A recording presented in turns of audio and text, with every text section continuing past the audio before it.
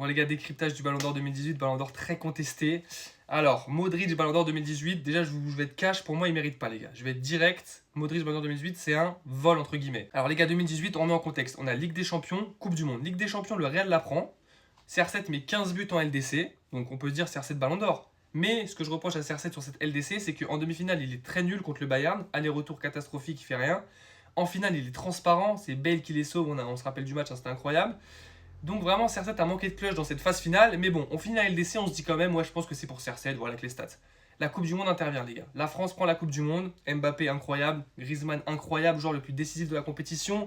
Il finit 2 ou 3e, je crois, au MVP de la Coupe du Monde. Pour moi, c'était lui le MVP de la Coupe du Monde et de loin. On a Varane qui prend Ligue des Champions, Coupe du Monde. Et on a aussi notre ami Modric qui prend Ligue des Champions et finaliste de Coupe du Monde et meilleur joueur du tournoi. C'est ça en fait qui a joué.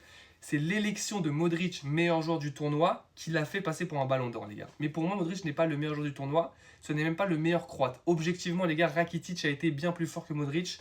En Coupe du Monde, surtout en phase finale, Rakitic a été meilleur. Vous pouvez aller voir sur Internet, il a des meilleures notes à chaque match. Il met les buts importants, il met les tirs au but importants. À chaque fois, il tire en dernier, c'est lui qui marque. On se rappelle de Modric contre le Danemark qui rate son pénalty à la 120e. Il craque mentalement. Et un mec comme Rakitic, les gars, n'a jamais lâché. Donc je trouve Rakitic plus fort que Modric en phase finale. Modric était meilleur en phase de poule, il n'y a rien à dire.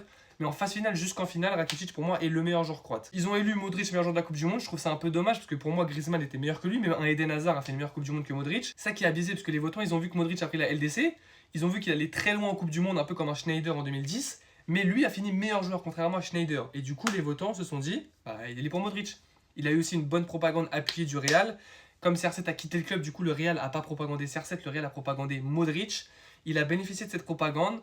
Donc pour moi les gars, Modric n'aurait pas mérité ce ballon d'or. Bon, il l'a eu, tant mieux pour lui, voilà, c'est un super joueur. Pour moi, CR7 ne mérite pas non plus. En LDC, il met 15 buts, mais il a manqué de clutch sur les moments très très importants où on l'attendait. Coupe du Monde, CR7 s'est arrêté vite. Pour moi, le ballon d'or n'est ni pour Modric, ni pour CR7, ni pour Mbappé qui fait une bonne saison avec Paris et une grosse Coupe du Monde, ni pour Varane qui gagne quand même les 2 trophées les plus importants. Mais Varane, ce que je reproche, c'est que c'est comme un Carvajal 2024, important mais c'est pas le plus important, et comme un Jorginho en 2021, important mais c'est pas le plus important.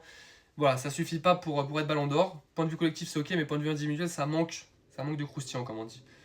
Donc pour moi, c'est pas Varane non plus. Pour moi, le ballon d'or 2018, les gars, revient à Antoine Griezmann. Oui, les gars, je pèse mes mots. Pourquoi? Parce que Griezmann fait une saison de fou niveau statistique, déjà très très bonne. Je crois que c'est 35 buts, 15 passes D. Il est aux alentours de 50 goals assists, ce qui est énorme, les gars. Griezmann, on regarde sa saison niveau individuel, 50 goals assists, donc grosse saison point de vue individuel. Collectif, il gagne la Ligue Europa, il marque en finale, il finit MVP, finale et tournoi. Incroyable.